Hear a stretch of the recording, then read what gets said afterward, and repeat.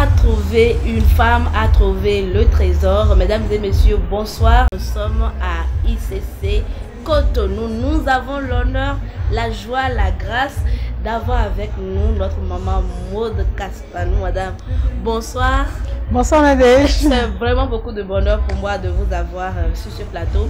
Et c'est vrai que nous sommes dans un jardin, nous sommes à une fête et c'est ICC Cotonou qui vous a invité pour la fête des mères. Tout à fait, oui. Voilà.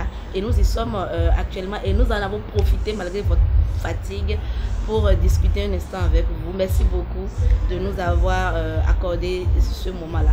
Alors l'émission c'est Mon histoire, mon ministère et qui va à la rencontre des hommes de Dieu, des pasteurs, des mises à part pour revenir un peu sur leur parcours et édifier la vie des personnes qui nous suivent sur notre chaîne de télévision. Alors, est-ce qu'on pourrait rapidement revenir un peu sur votre parcours à vous? Est-ce que vous êtes devenue chrétienne en épousant le pasteur Ivan ou alors vous étiez déjà dans cette union avec Christ avant de le connaître? Alors, bonne question. Oui. Je pense que si j'étais pas chrétienne, on le rencontre, enfin, j'allais même pas le rencontrer, quoi. Voilà, ça c'est sûr. Mais c'est pas ça tant. Chacun de nous naît quelque part, grandit quelque part, dans un environnement, dans une culture, dans une religion aussi la plupart du temps. Donc moi, mon histoire a commencé quelque part également en Afrique centrale. Et donc je suis née dans une famille très catholique. C'est plus ma mère parce que mon père n'y croyait pas trop. Mais en tout cas, ma famille était très catholique. Et donc ma grand-mère, par exemple, c'est elle qui m'a emmenée à l'église, à la messe le dimanche. Donc voilà un peu l'environnement dans lequel je suis née. Donc moi, je pensais connaître Dieu en allant tous les dimanches à l'église, à la messe. Pour moi, c'est la messe. Jusqu'au jour où je l'ai rencontré. Voilà. Le jour où j'ai rencontré Jésus dans ma vie n'a plus jamais été la même. C'était différent. Oui. Qu'est-ce qui a marqué cette différence-là? Est-ce que vous vous êtes retrouvé dans une église évangélique? Est-ce que c'est un événement qui s'est passé? Qu'est-ce qui s'est véritablement passé? Alors, ce qui est étonnant, c'est que vous savez, dans nos pays, les basiliques et les cathédrales, c'est quand même des endroits somptueux. Oui. Mais malheureusement, c'est pas dans un endroit comme ça que j'ai rencontré le Seigneur. C'était vraiment dans la cour d'une maison. On m'a invité, donc c'est une autre de mes mamans qui m'avait invité. Je l'accompagnais à une réunion de prière et je suis arrivée dans cet endroit et il y a un monsieur qui parlait. C'était vraiment pas dans un endroit couvert, c'était vraiment un jardin d'une maison avec les chaises. Les gens chantaient, les gens priaient. Et pour la première fois, j'ai vraiment écouté la parole de Dieu qui m'a touchée. C'est-à-dire que le pasteur ce jour-là qui prêchait, j'avais l'impression qu'il s'adressait à moi parce qu'il parlait de la vie. En fait, c'est là que j'ai découvert en fait la parole de Dieu existe. Tout le temps où j'allais à l'église, c'était un devoir religieux. Je ne connectais pas, je ne connaissais rien. Vous n'étiez pas connecté. Non, voilà. Mais ce jour-là, j'ai l'impression que cette parole qui était donnée, c'était une parole qui m'était concernée. Et j'ai donné ma vie à Christ. Voilà. Parce que ce pasteur a lancé l'appel et je me suis avancée. Voilà. Et vous avez donné votre vie à Christ et aujourd'hui, vous êtes pasteur.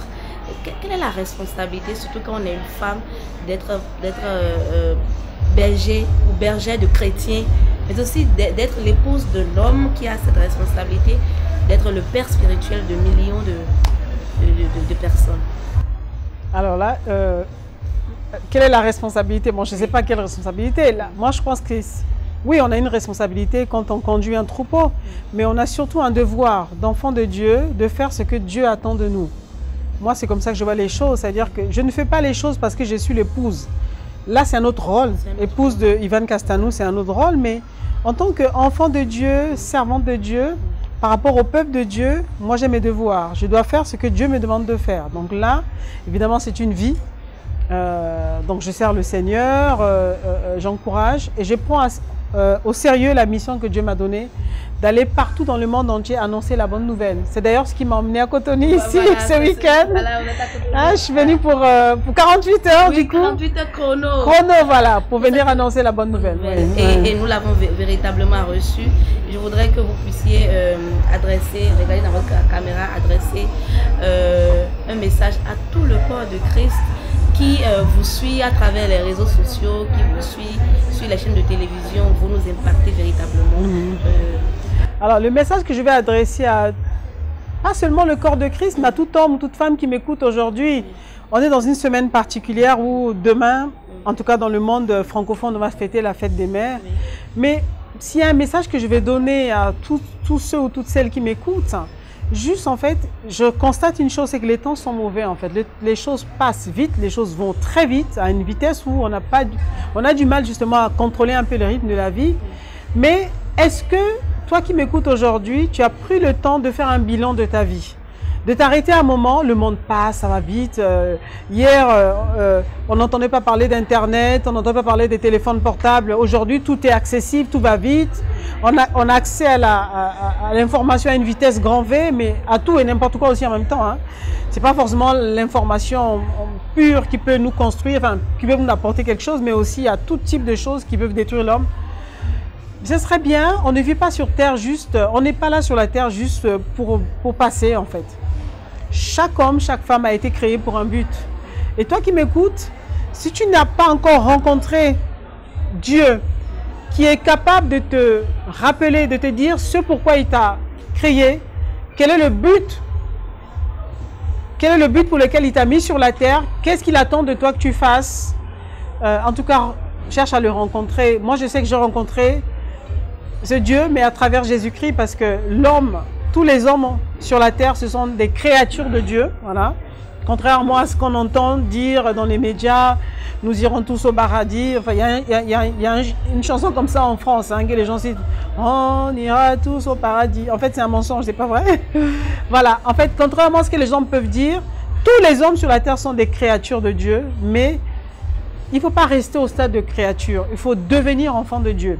Alors, pour devenir enfant de Dieu, il faut accepter celui que Dieu a envoyé comme réponse, comme celui qui venait réparer la faute de l'homme, qui venait payer à la place de l'homme parce que l'homme avait été condamné le jour du péché. Donc il faut accepter Jésus dans sa vie. Quand tu l'acceptes, alors tu deviens enfant de Dieu. La Bible dit que Dieu efface tes péchés parce que la mort de Jésus à la croix te reconnecte avec le Père. Parce que Jésus l'a payé pour toi. Et vraiment, c'est la bonne nouvelle que je peux annoncer à quiconque m'écoute. Et à toi qui m'écoute, qui l'a peut-être déjà rencontré, ne te limite pas juste à le rencontrer, va plus loin. Rencontrer Jésus ne suffit pas, mais il y a des choses, quand tu te connectes à lui, il faut garder cette relation, il faut approfondir cette relation, mais surtout, il faut apprendre à entendre Dieu, à marcher avec lui. Je vous assure, quand tu marches avec Dieu, mais la vie que tu as sur la terre, c'est une vie d'exploit, en fait. Tu vas de gloire en gloire. Il n'y a rien qui te surprend. Il y a la main de Dieu qui se pose sur toi, qui te conduit. Les portes s'ouvrent devant de toi, mais vraiment, tu es juste en assurance et tu peux vraiment accomplir des grandes choses pour lui sur la terre. Voilà. Nous ne faisons pas que passer, on doit avoir un impact sur la terre. Évidemment, après, quand on aura fini de faire notre mission sur la terre, on pourra maintenant aller nous reposer de nos œuvres. Mais il faut faire la mission, il faut faire ce pourquoi Dieu t'a créé. Chacun de nous a un trésor au-dedans de lui et il faut donner le maximum de soi-même. Si chaque homme, être humain sur la terre, libérait juste même 30-40% du potentiel que Dieu avait mis à l'intérieur de lui, je pense que le monde ne souffrirait pas de tous les maux qu'on voit aujourd'hui. Voilà. Pasteur Maud, c'est vrai, on est à la veille de la fête des mères et je sais pas, vous parcourez le monde, mais ici j'ai constaté que beaucoup de femmes viennent à Christ parfois parce qu'elles ont un problème, peut-être parce qu'elles veulent un enfant. Et parfois, quand elles ne trouvent pas cet enfant-là, elles ont fait tout ce que le pasteur a dit et l'enfant ne tarde à venir. Elles se disent, voilà, ce qu'on me dit, ce que le pasteur dit, Christ n'est vraiment pas là, il faut que j'aille trouver mes solutions ailleurs. Alors, je voulais savoir, est-ce que Dieu a prévu que toutes les femmes soient forcément mères de façon génitale? Alors, je vais essayer de répondre à ta première question. La deuxième, je ne sais pas, il faut demander à Dieu. Aussi, la deuxième aussi, je pourrais répondre. Oui. Parce que du coup, il y a un verset biblique qui me vient à l'idée. En fait, ce que tu dis, c'est un constat que tu fais. Ce constat est vrai que beaucoup de femmes viennent parce qu'elles ont un problème, parce qu'elles ont un défi, elles veulent le mari, le malin. Bon, moi, j'ai dit toujours qu'il y a un début à tout. Moi, je ne peux pas incriminer ces femmes parce que moi aussi, j'avoue que quand j'ai accepté Jésus, parce qu'on m'avait dit, je sais que ce qui a résonné dans mon esprit, parce que je pensais connaître Dieu, donc j'allais à l'église et tout. Et quand on m'a dit que si tu ne l'as pas accepté, en fait, ça veut dire que tu ne le connais pas et que si tu meurs, tu vas en enfer. Donc moi, je suis venue à Jésus parce que j'avais peur de l'enfer. Donc il y a un début à tout pour chacun, voilà. Donc il y en a qui viennent pour avoir un enfant.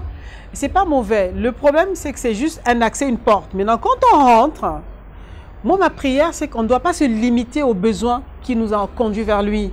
On doit aller plus loin parce que c'est Dieu est plus grand que notre besoin, en fait.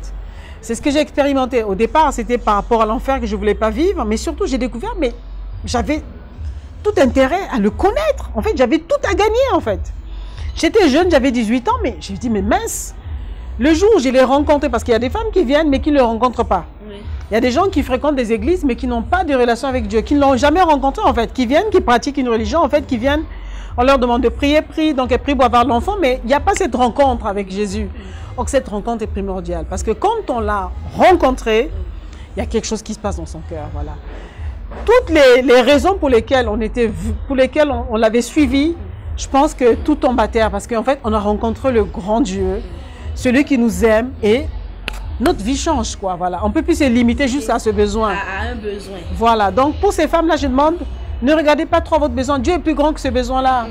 Dieu qui ressuscite des morts. Dieu qui redonne vie à des ossements déchirés. Un enfant, c'est quoi? C'est rien pour lui, voilà. C'est plus que ça. Moi, j'ai des témoignages des femmes qui ont pu enfanter en ayant les 2 trompes coupées. Ah oui, il y a des bébés miracles. Dieu donne, en fait. Il est au-delà de tout ça. Souvent, la plupart de ces femmes-là, elles n'ont même pas de défi en tant que tel de santé. Hein. Juste que l'enfant tarde, ça ne vient pas. Donc, il ne faut pas se limiter, femme. Si tu es venue à Jésus parce que tu avais un besoin, va plus loin. Laisse ton besoin, tu vas découvrir un trésor. Tu découvriras quelque chose de plus grand, mais tu vas rendre grâce à Dieu parce que tu l'aurais rencontré. Et ta vie va changer. Voilà. Maintenant, ta deuxième question sur est-ce que chaque femme doit enfanter? Oui, doit enfanter. Je ne suis pas... Est-ce qu'on doit se sentir anormal lorsqu'on est une femme chrétienne et qu'on croit en Dieu et qu'on n'a pas d'enfant et que ça ne vient pas? On ne doit pas se sentir anormal. Honnêtement, non. On ne doit pas se sentir anormal. Et c'est vrai en même temps, une vérité biblique qui dit, dans sa parole, Dieu dit, il n'y aura pas de stérile dans ta maison. Dieu va donner cette parole à son peuple, à ceux qui sont en alliance avec lui, donc ceux qui ont une relation. Donc je parle, la femme qui a fait plus loin, qui a fait un pas de plus, qui allait rencontrer Jésus, mais qui allait dans une relation avec lui. Alors Dieu dit qu'il n'y aura pas de stérile dans ta maison. Alors il faut savoir que quand Dieu parle, la stérilité, on le voit, c'est une stérilité physique. Oui. La stérilité peut être aussi au niveau spirituel, parce que le fait de ne pas avoir d'enfant, ce n'est pas qu'on a raté sa vie. Il y a beaucoup de hommes et des femmes qui ont servi Dieu, mais qui n'ont pas eu d'enfants, en fait. Et il y a beaucoup de qui ne sont pas mariés aussi. Voilà, c'est ça. Donc, on ne doit pas se limiter à ça. Moi, je comprends ces femmes parce qu'en fait, la société nous dit qu'en fait, si tu n'as pas d'enfant, tu n'es rien. Oui. En fait, la femme n'a pas commencé avec un enfant. Voilà. Donc, si tu n'as pas d'enfant, ce n'est pas que tu as raté ta vie. Au contraire. Non, non, non. Voilà. Et on va finir par une petite question. Merci beaucoup de nous avoir accordé plus que 5 minutes. Il n'y a pas de souci. Si vous deviez être un personnage de la Bible, un personnage de la Bible qui soit féminin, que vous admirez, vous vous identifiez à qui dans la Bible? Oh, Abigail. Abigail. J'aime beaucoup cette femme. Oh, yeah. Okay. Oh, c'est une femme sage. Sage. Cette femme, elle est extraordinaire. De son mari. Oh, oui. Qui devance les fautes, qui devance les punitions. Ah oui, exactement. C'est une vraie femme. Je comprends pourquoi David l'a épousée. Oui. Si tu es Abigail, tu vas épouser un roi. Par la sagesse. Merci beaucoup, malgré votre fatigue, de nous avoir accordé ces quelques minutes. Non, mais ça va, ça va. Merci à vous de nous avoir suivis sur Évangélique TV. Je crois que vous en savez un peu plus sur notre pasteur Maud Castano. Merci d'avoir été avec nous. À très bientôt pour un autre numéro de Mon Histoire, Mon Ministère. Merci, que Dieu vous bénisse. J'étais ravie de passer ce temps avec vous. C'était un grand plaisir aussi. Merci.